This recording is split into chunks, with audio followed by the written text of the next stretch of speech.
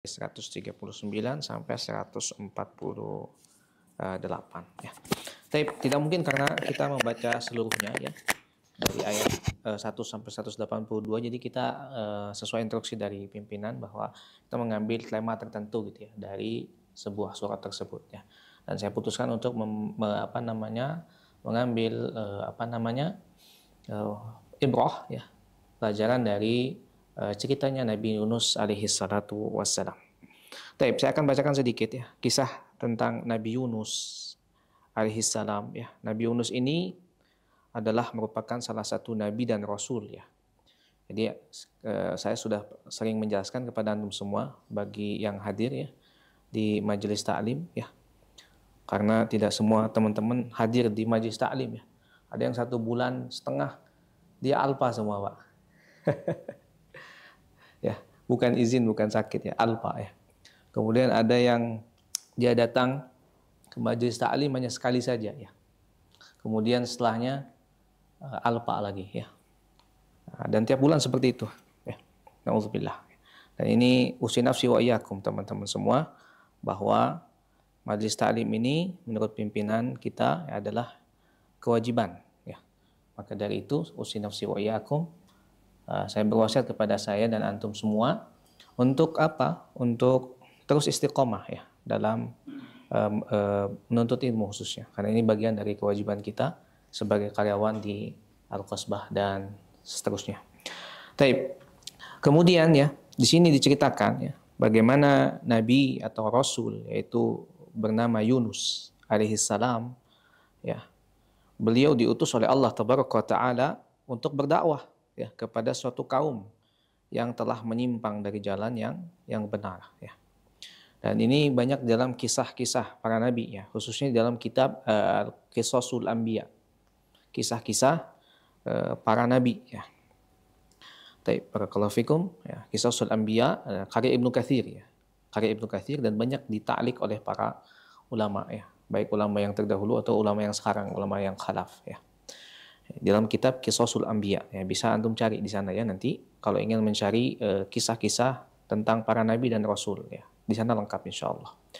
Kemudian beliau itu diutus kepada kaum yang berada di negeri Ninawa. Saya ulangi, menurut di dalam kitab Qisasul Anbiya ini, beliau diutus ke negeri Ninawa ya.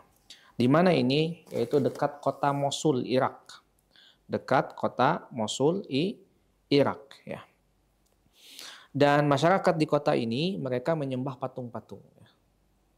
Menyembah patung.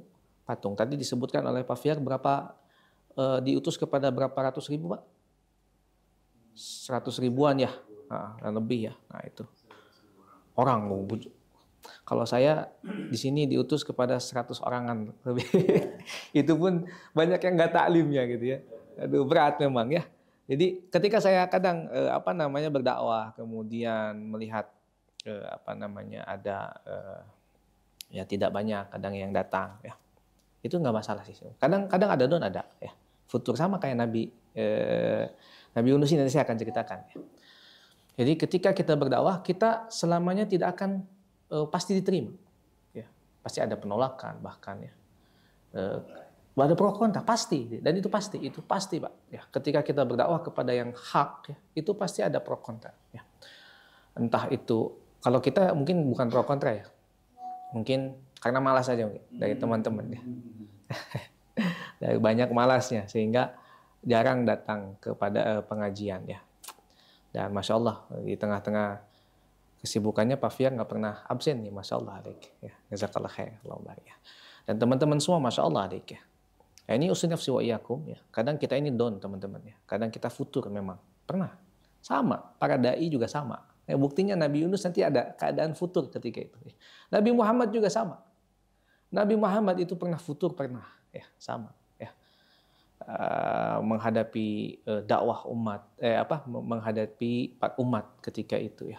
Nabi Musa sama, Nabi Ibrahim juga. Tapi luar biasa mereka tuh ngejos terus itu Pak. Nah, cara ngejosnya itu yang harus kita cari tahu. Kok bisa ngejos terus gitu ya. Nah, sedangkan kita banyak futurnya. Kalau kita tahu banyak futurnya daripada ngejosnya ya. Taib. Jadi Nabi Yunus diutus kepada apa? Patung-patung. Ya. Dan salah satunya ya apa namanya? Salah satu kisahnya yaitu Nabi Yunus ini mendapatkan penolakan. Ya. Jadi kaum tersebut menilai bahwa Nabi Yunus ini ya, adalah orang asing ya, dan bukan dari golongan mereka ya. Sama, saya juga orang asing. Baru berapa tahun di sini ya? Setahunan lebih, kurang lebih ya. Kalau mau balik, mungkin tiba-tiba dakwah ke antum semua dan antum kaget ya kalau mau balik ya. Ada orang baru nih dakwah tiba-tiba ya, dan seterusnya ya. Allah mau barik ya. Ketika itu Nabi Yunus bercerita kepada mereka tentang kisah-kisah orang terdahulu ya. Dan banyak yang mengingkari dan menentang Allah Tabaraka wa Ta'ala ya. Saat ajaran Nabi dan Rasul tidak ditaati, maka turunlah azab Allah dan mereka kemudian binasa. Dan Nabi Yunus akhirnya berdoa kepada Allah agar kaum tersebut dihukum. Ya. Jadi Nabi Yunus putus asa, Pak.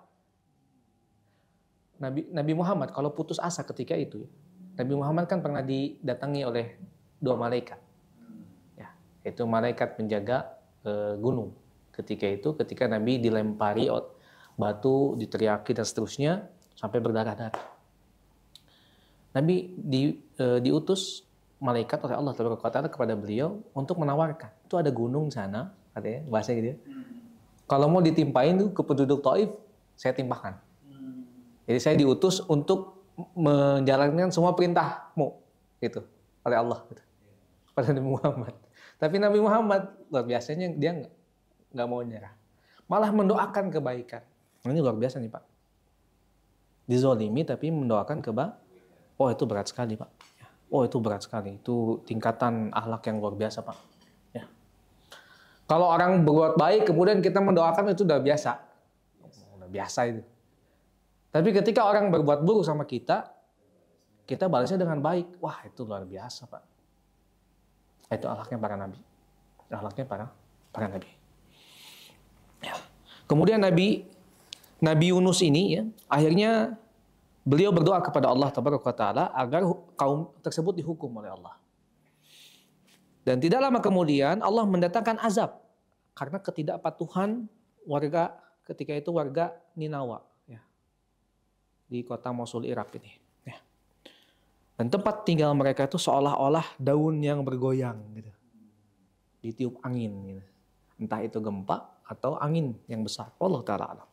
Mereka tidak mampu berdiri ya, seperti kapal-kapal yang terombang-ambing di atas lautan. Dan itu sangat mudah bagi Allah ya. Bagaimana ketika itu Palu, itu kota Palu di daerah Sulawesi, itu yang tadinya datar gitu Pak, bisa lurus. Yang tadinya jalan tuh seperti ini, jadi seperti itu Pak. Dan pernah melihat kan sebuah video, itu berjalan gitu, rumah tuh berjalan terus masuk. Itu tuh sangat mudah bagi Allah, kecil ikhwah. Kecil sekali ikhwah. Bagi Allah tuh kecil sekali ya hal seperti itu. Dan kemudian ya mereka pun baru menyadari, oh ini ya, apa yang diberitakan oleh Nabi Yunus ini benar. Jadi kebenaran yang diberitakan oleh Nabi Yunus ini benar gitu. Ya. Tapi saat itu Nabi Yunus sudah pergi, kan udah nyerah bahasanya. Nabi Yunus yang udahlah, kayaknya nggak bisa lagi gitu bahasanya. Pergi Nabi Yunus, meninggalkan kota tersebut. Nah, setelah mengalami itu penolakan, Nabi Yunus berkelana dan putus asa. Ketika itu putus asa. Ya. Ini Nabi loh, bayangkan Pak. Ini Nabi. Ya. Kemudian setelah putus asa, ya, Nabi Yunus ini diceritakan di sini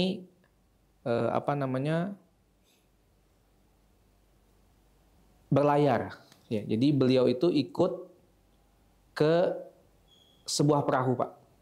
Ya, sebuah perahu, sebuah kapal, dan akan berlayar menyeberangi samudera. Ya. Lalu Nabi Yunus ikut dalam pelayaran tersebut bersama penumpang yang lain. Ya.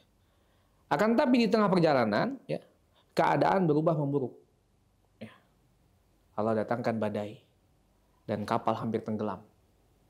Kapal hampir tenggelam.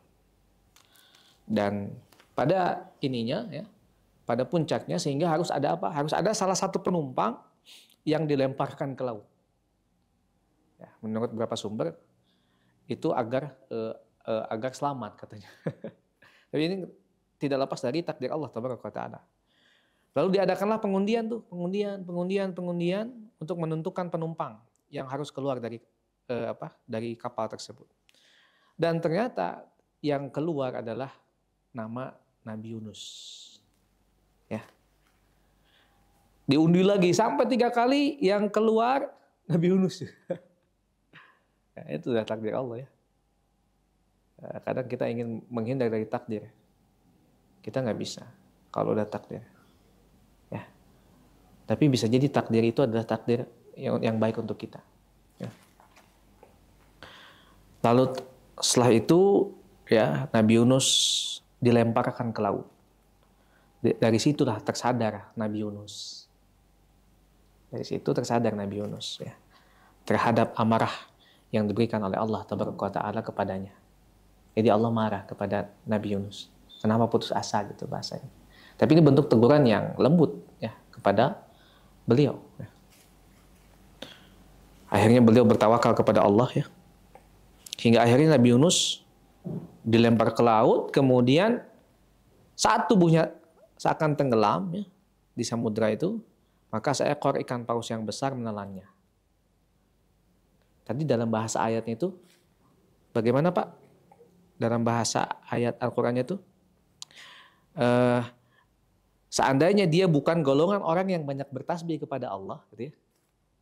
Lihat di ayat 143, kemudian 144-nya, niscaya dia akan tetap tinggal di perutnya atau perut ikan paus itu sampai hari kebangkitan. Nah ini dalil bahwa ternyata Allah Ta'ala alam. Saya mengambil dari nas dalil ini. Ikan paus yang menelan Nabi Yunus sampai sekarang masih hidup. Karena bahasa Al-Qurannya seperti itu, bahasa ayatnya. Ya. Sampai hari kebangkitan. Artinya ikan paus yang menelan Nabi Yunus sampai sekarang masih hidup. Dan bagi Allah itu mudah menghidupkan sesuatu yang dari dulu sampai sekarang masih ada gitu. Dan ini berapa puluh ribu tahun yang lalu Allah Ta'ala alam. Bahkan Allah pun menghidupkan iblis sebelum Nabi Adam dan sampai sekarang masih hidup. Ya, mudah tidak bagi Allah? Mudah. Baru akan dimatikan nanti. Ya. Ya, seperti itu. Masih sampai sekarang masih hidup Pak, iblis itu.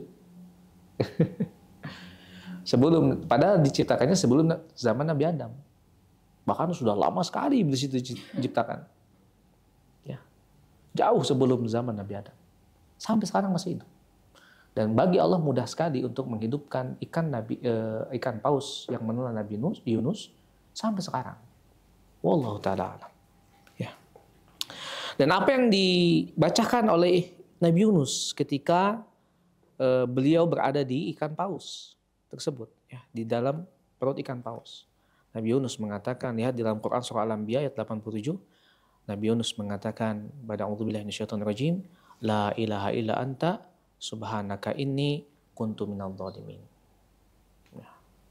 Sungguh ya, tiada Tuhan selain Engkau, ya, Maha Suci Engkau, sesungguhnya aku termasuk dari orang yang zalim. Ini salah satu doa Pak, ketika kita berada dalam kesulitan.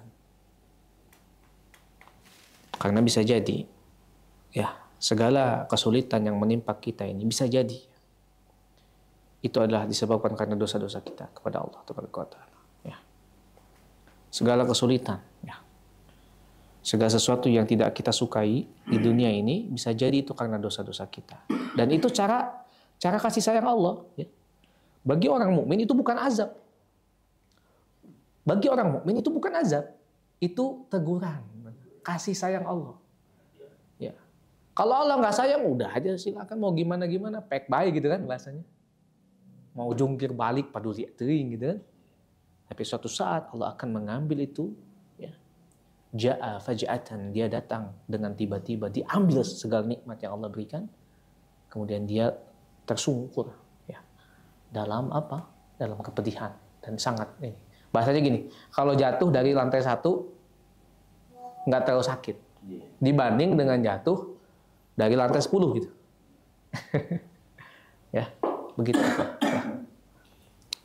Nah, dan Nabi Yunus berapa lama? Ya, menurut kitab, di dalam kitab Qisasul Anbiya, ya, bahwa Nabi Yunus berada di sana selama 40 hari lamanya.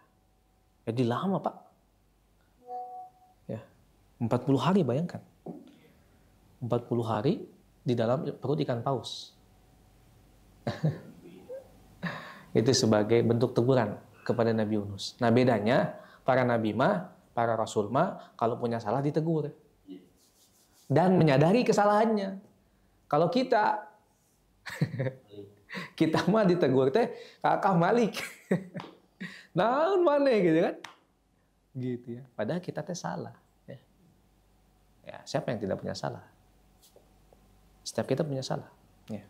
Siapapun punya salah, baik kecil maupun besar. Wallahu taala alam, ya. Dan tugas kita ketika kita diberikan nasihat oleh saudara kita, ya, berterima kasih harusnya, ya, karena kita telah diingatkan, ya, diingatkan, diinikan, ya. Dan ketika itu, masya Allah, ya, Allah memerintahkan ikan paus itu untuk mengeluarkan Nabi Yunus ke sebuah daratan yang tandus, yang kering dan tandus. Ada dalam Al-Quran tadi, dalam Quran surah As-Saffat, ya, Allah mengatakan bagaimana fanabadnahu bil ara'i wa huwa saqim.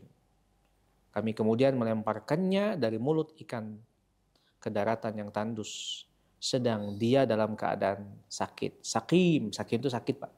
Sama perkataan Nabi Ibrahim, ana saqim, katanya. Saya sakit ketika melihat orang-orang menyembah berhala. Jadi sakit di sini bisa jadi bukan hanya zahir saja, Pak, sakit itu, tapi batin juga, ya. Ya, karena ya sakit itu teguran dari Allah gitu, Pak. Ya, sakit sekali. Kadang sakit.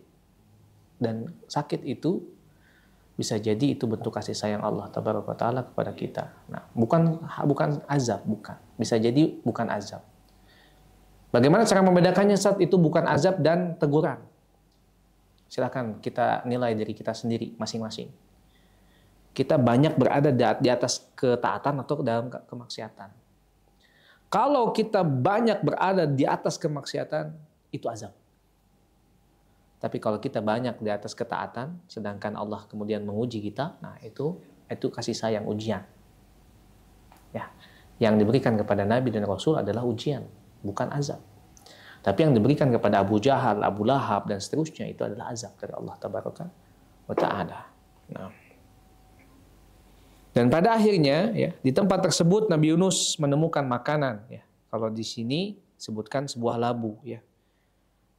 Kemudian makanan sebagai karunia dari Allah Taala, dan di sana Nabi Yunus juga akhirnya bertemu kembali dengan kaumnya yang telah bertaubat setelah sebelumnya menolak ajarannya.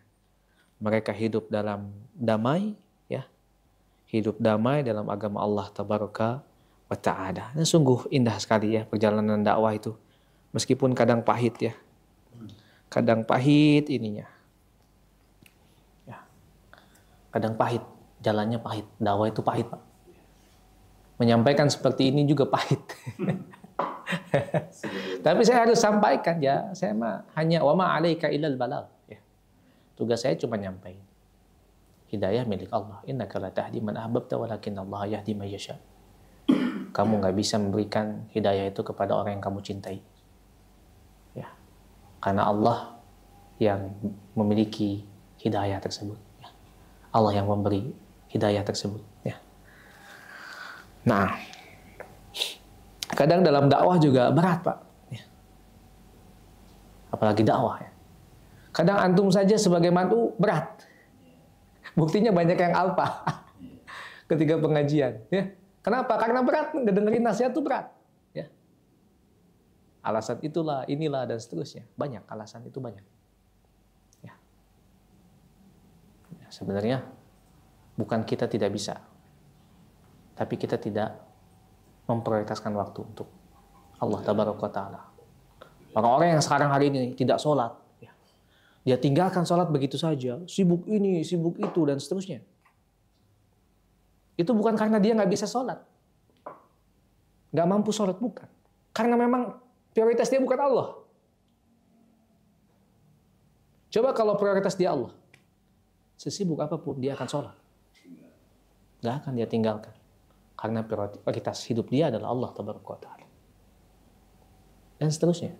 Ya, banyak hal ikhwah fillah azan Allah wa iyyakum yang perlu kita perbaiki, ya. Dan mudah-mudahan ini menjadi pelajaran bagi kita semua ikhwah fillah di kisah Nabi Yunus ini, ya. Bahwa segala sesuatu itu ada akibat, ya. Ada sebab dan akibat. Ya. Kita melakukan ketaatan, maka akibatnya kita mendapatkan surga Allah Taala. Akibatnya adalah kita mendapatkan surga, kita mendapatkan ridha Allah Taala. Kita melakukan kemaksiatan, ya. Kita malas untuk beribadah, ya. Apa kata Allah Taala di dalam Quran? Ya, ma salakakum fi saqar? Apa yang menyebabkan kalian masuk ke dalam neraka saqar? Qalu lam naku minal musallin. Dulu itu saya malas sholat. Saya bukan termasuk dari orang yang sholat. Malas dalam beribadah. Nggak punya waktu untuk beribadah. Dan seterusnya. Qalu lam naku minal musallin. Ya. Jikalau kita sebagai muslim ikhwafillah azani Allah wa iyyakum memprioritaskan waktu kita untuk Allah tabaraka wa ta'ala, hidup kita untuk Allah tabaraka wa ta'ala, maka kita akan memaksimalkan ibadah yang kita lakukan, ibadah-ibadah yang diwajibkan kepada kita sebagai hamba Allah tabaraka wa ta'ala. Wa ma khalaqtul jinna wal insa illa liya'budun. Tidaklah semata-mata aku menciptakan jin dan manusia kecuali hanya untuk beribadah kepada aku, kata Allah. Maka dari itu ikhwah fillah azani Allah wa iyyakum, juga ini ibrah bahwa perjalanan dakwah itu berat, ya. Pafiar gering-gering batur berat, ya. Tidak semua orang menjawab dakwah ini, ya. Para pimpinan ngasih kewajiban memberikan kewajiban, memberikan tugas-tugas kepada kita, ya. Kemudian kita lalai dengan kewajiban-kewajiban yang diberikan oleh para pimpinan, padahal tugas-tugas yang diberikan adalah tidak keluar dari syariat. Maka ingat, ya, kaidahnya, selama itu syariat tidak keluar dari syariat, maka kita wajib ikhwah. Apa dalilnya? Atiullah wa ati rasul wa ulil amri minkum, ya. Taatilah Allah dan taatilah Rasul dan pemimpin kalian. Tapi di sini tidak absolut, ya. Selama pemimpin kita memberikan atau memerintahkan kepada ketaatan. Adapun sebaliknya, maka kita tidak wajib taat, ya. Jikalau pemimpin kita memberikan perintah pada kemaksiatan, maka la ta'ata li makhluqin fi ma'siyatil khaliq. Tidak ada ketaatan kepada makhluk dalam bermaksiat kepada Allah tabaraka wa taala. Tapi intinya ketika para pemimpin kita yang memberikan perintah dalam ketaatan, ya, dalam koridor ketaatan syariat, maka kita wajib, ya. Dan barang siapa orang-orang yang menyelisih pemimpin tersebut, ingat, berdosa, ya. Kadang kita berbicara bagaimana hak-hak kita dan seterusnya, tapi kita lalai dengan kewajiban-kewajiban kita, ya. Ingat ikhwah, bahwa di hari kiamat itu, ya, kita akan ditanya tentang kewajiban kita, bukan hak-hak kita. Saya ulangi, tidak akan bergeser kaki-kaki kita, sehingga kita ditanya dengan kewajiban-kewajiban yang telah kita tunaikan, dikerjakan atau tidak, dan seterusnya, ya. Nah, maka ketika kita lalai dengan kewajiban-kewajiban kita, maka kita tidak pantas untuk menuntut hak kita. Maka orang yang pantas menuntut hak itu adalah orang yang sudah melakukan kewajiban-kewajiban. Ya. Sama ketika kepada Allah Taala, saya ingin surga dan seterusnya, kayak saya ingin hak saya. Tapi kita lalai dengan kewajiban-kewajiban yang kita diwajibkan kepada kita, maka kita tidak berhak sama sekali menuntut hak. Ya. Begitu ikhwah fillah azani Allah wa iyyakum, dan mudah-mudahan kita semua menjadi hamba yang terus belajar, ya, introspeksi diri, ya, semakin berbenah diri, ya. Barakallahu fikum. Dan mudah-mudahan kita semua menjadi hamba-hamba yang diridhoi Allah tabaraka wa taala, ya, dan dapat berkumpul kembali di surga Allah tabaraka wa taala. Ingat bahwa kita bekerja di sini ini hanya sebentar saja, ya. Ya, sampai kapan? Ya, mungkin sampai diwafatkan oleh Allah tabaraka wa taala, atau Allah taala alam, ya. Tergantung PKWT tertentu. Ada yang mungkin 3 bulan, ada yang mungkin 6 bulan, Ada yang 1 tahun, Allah taala alam ya. Tergantung kesepakatan masing-masing ya. Dan menurut saya perlu kita ada PKWT yang jelas ya di setiap pribadi, sehingga kita bisa menunaikan hak dan kewajiban yang jelas ya. Dan itu adalah perintah dari Allah Taala, ya ayyuhalladzina amanu aufu bil uqud, wahai orang beriman tunaikanlah hak kalian. Kemudian juga Rasulullah bersabda, al muslimuna ala syurutihim ya. Seorang muslim ini bagaimana sesuai kesepakatan. Jadi harus ada kesepakatan dari dua pihak ya, pihak pertama dan pihak kedua. Dan juga ini adalah salah satu ibrah yang diinikan oleh Nabi Musa ya. Nabi Musa itu sebelum bekerja, beliau ditanya oleh Nabi Syuaib, mau menikahi anaknya itu ada syarat, yaitu 8 tahun ya. Nah, kalaupun mau 10 tahun ditambah, maka itu kebaikan untukmu wahai Musa gitu.